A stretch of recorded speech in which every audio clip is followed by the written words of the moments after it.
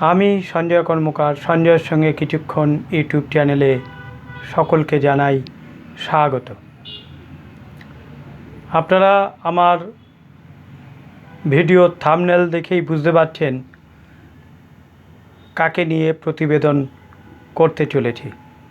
হ্যাঁ, কার্তিক মহারাজকে, স্বামী প্রদীপ্তানন্দ যার প্রকৃত নাম, কিন্তু কার্তিক মহারাজ নামে যিনি অধিক পরিচিত এবং বাংলার মানুষের কাছে জনপ্রিয়। তিনি ভারত সেবাশ্রম সংঘের একজন হিন্দু সন্ন্যাসী ও সমাজকর্মী। তিনি বহুদিন ধরে সমাজসেবা করে যাচ্ছেন। ছেলেমেয়েদের শিক্ষায়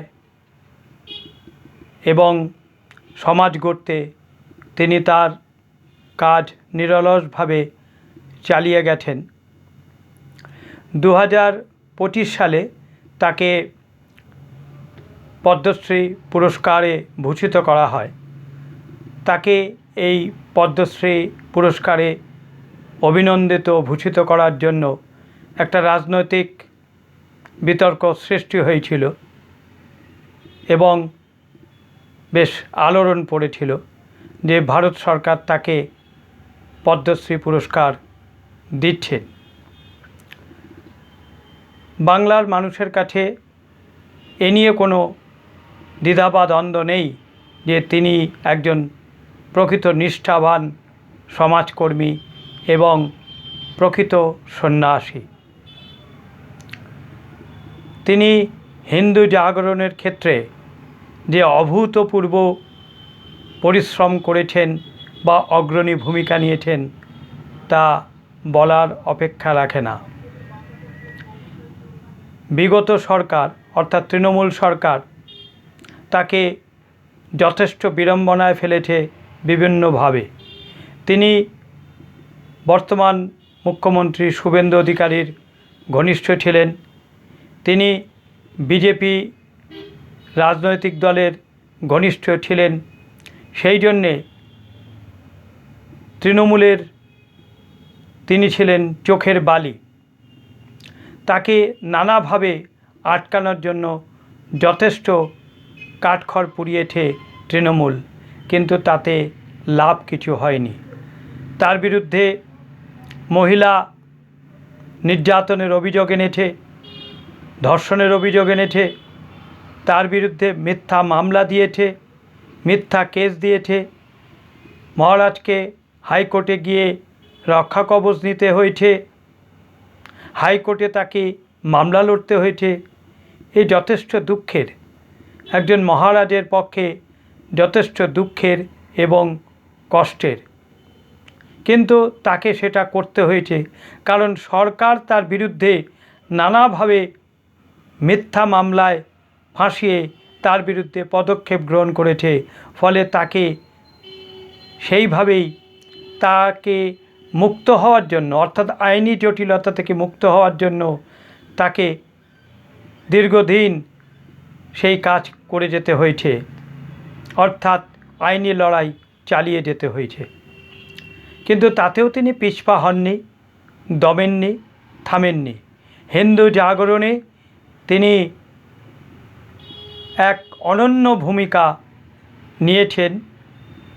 এই ভোট পূর্ববর্তী অবস্থায় তিনি একের পর এক কর্মসূচি নিয়েছেন। কখনো গীতা পাঠ, কখনো হিন্দু মহাসভাদের অনুষ্ঠানে হিন্দুদের একত্রিত করা, হিন্দুদের জাগ্রত করা, হিন্দুদের বোঝানো, তিনি তা নিরলসভাবে করে গেছেন, যা অন্যান্য অনেক বড় প্রতিষ্ঠান বা বড় সংগঠন হয়তো করেনি। কিন্তু ভারত সেবাশ্রম সংঘের এই মহারাজা বা মহারাজ তিনি বিজেপিকে সামনের সারিতে আনার জন্য বা সরকারে আনার জন্য যথেষ্ট পরিশ্রম করেছেন। হিন্দুদের বুঝিয়েছেন যে হিন্দুদের এক হওয়া দরকার, তিনি বিভিন্ন প্রান্তে, পশ্চিমবঙ্গের বিভিন্ন প্রান্তে তিনি ছুটে গেছেন। তিনি গীতা পাঠের আসরে উপস্থিত থেকেছেন।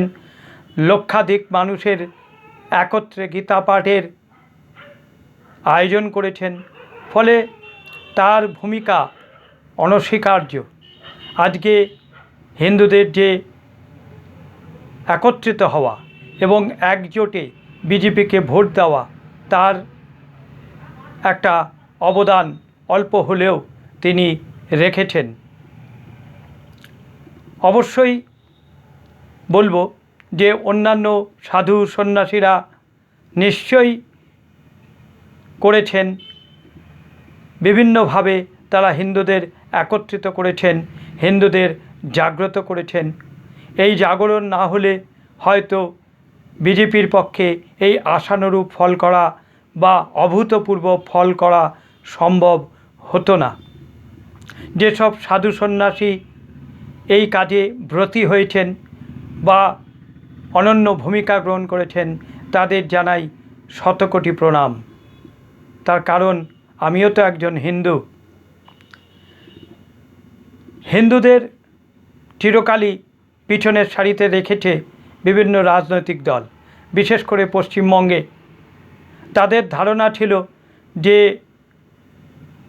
হিন্দুরা স্ক্যাটার্ড, হিন্দুরা বিভিন্নভাবে দ্বিধাভক্ত বা বিভিন্ন তাদের সংগঠন আছে, সেই সংগঠনের দ্বারা তারা একেবারে বিভক্ত।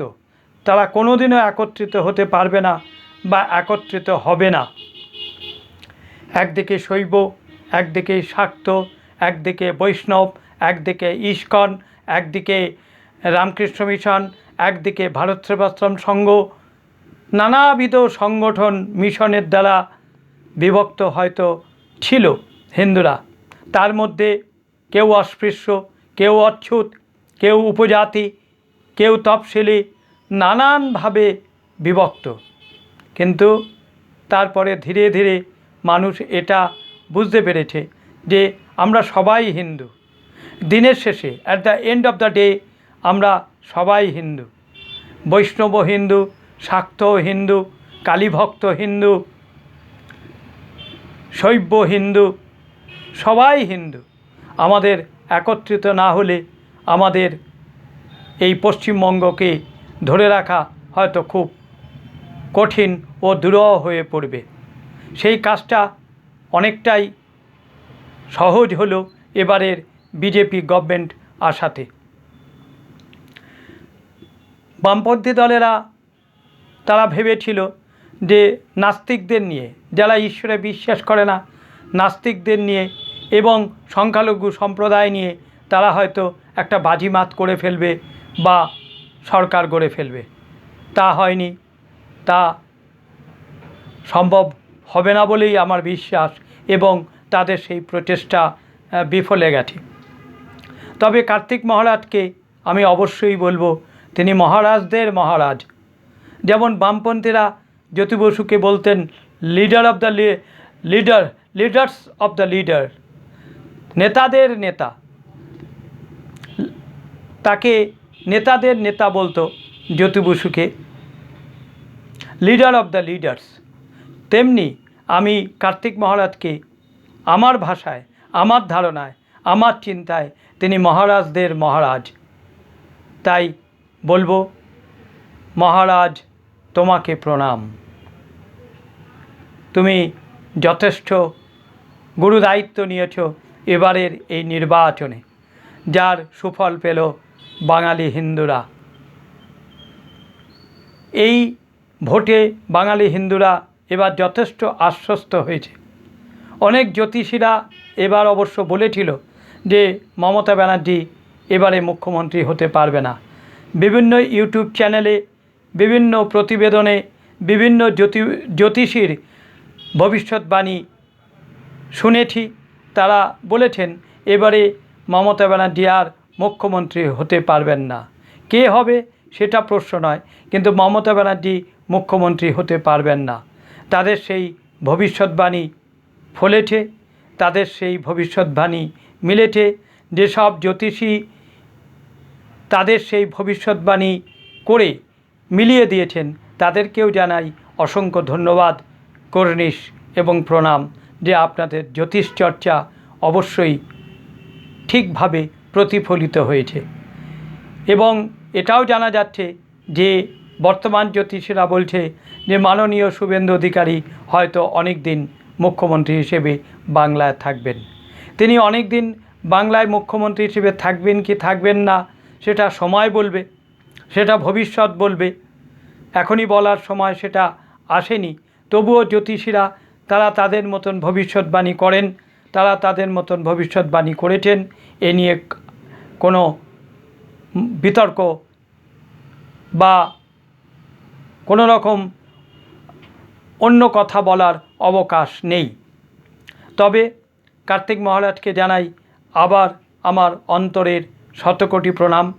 মহারাজ, আপনি আমার শতকোটি প্রণাম নেবেন, ভালো থাকবেন, সুস্থ থাকবেন, আপনাদের সংগঠন অনেক বড় হোক, আপনাদের সংগঠন আরও মহতী প্রতিষ্ঠানে পরিণত হোক। যদিও ভারত সেবাশ্রম সংঘ ভারতবর্ষের অন্যতম একটা সমাজসেবামূলক প্রতিষ্ঠান, যারা দিনের পর দিন নিরলস প্রচেষ্টা চালিয়েছে। স্বামী প্রণবানন্দজি শ্যামাপ্রসাদ মুখোপাধ্যায়কে আশীর্বাদ করেছিলেন এবং কাকতালীয়ভাবে সেই ভারত সেবাশ্রম সংঘের মহারাজ কার্তিক মহারাজ শুভেন্দু অধিকারীকে আশীর্বাদ করেছিলেন। শুভেন্দু অধিকারী কার্তিক মহারাজের আশীর্বাদ ধন্য মানুষ। তিনি নির্বাচনে জয়লাভ করার পরই কার্তিক মহারাজের সঙ্গে দেখা করেছেন এবং তার আশীর্বাদ গ্রহণ করেছেন আগামী দিনে সুন্দরভাবে পথ চলার জন্য। অনেক সংগঠন, বৃহৎ সংগঠন, তারা নিরপেক্ষতার দাবি রেখে ভোট দিতে যাননি, ভোট দেননি।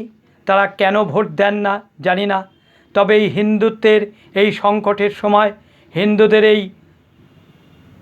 লড়াইয়ের সময় বহু হিন্দুদের নিরপেক্ষ থাকার যে দাবি তা অকল্পনীয় এবং দুঃখজনক। তবে তারা তাদের মতন কাজ করেছেন।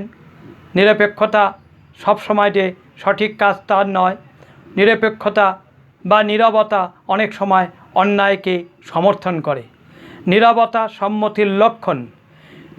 কোনো কোনো জায়গায় নীরবতা বজায় রাখলে অন্যায়কে প্রশ্রয় দেওয়া হয়, অন্যায়কে সমর্থন করা হয়। যদিও ঠাকুর বলতেন দুর্জনের থেকে দূরে থাকো, হয়তো কেউ কেউ দূরে থেকেছেন, কিন্তু যারা ভোট দেননি বা ভোট দিতে যাননি তারা আমার মনে হয় যে এই সরকারকে সমর্থন করবেন বলেই, এই দুর্নীতিগ্রস্ত সরকারকে সমর্থন করবেন বলেই তারা ভোট দিতে যাননি। তারা নীরবতা বজায় রেখেছেন। যেভাবে পার্লামেন্টে অনেক সময় অ্যাবস্টেন থেকে সরকারকে বাঁচিয়ে দেওয়া হয় বা সরকারের বিল পাস করিয়ে দেওয়া হয়। সেই জন্যই বলছি ভারত সেবাশ্রম সংঘ আরও বড় হোক। ভারত সেবাশ্রম সংঘ এ ভারতবর্ষের অন্যতম শ্রেষ্ঠ সমাজসেবামূলক সংগঠনে পরিণত হোক। তাদের মহারাজারা ভালো থাকুক, সুস্থ থাকুক, আনন্দে থাকুক। তাদের সেই প্রতিষ্ঠানের মহারাজরা দীর্ঘজীবী হোক, এটাই আমার প্রার্থনা। জয় ভারত সেবাশ্রম সংঘ, জয় কার্তিক মহারাজ। আপনি মহারাজাদের মহারাজ, এটা বলতেই পারি। আপনার অবদান অবশ্যই হিন্দু বাঙালিরা ভুলবে না এবং আপনার কথা স্মরণ করবে ভবিষ্যৎ প্রজন্ম। আবার আপনাকে শতকোটি প্রণাম জানিয়ে আমার এই প্রতিবেদন শেষ করছি। সবাই ভালো থাকবেন, সুস্থ থাকবেন ও আনন্দে থাকবেন। নমস্কার।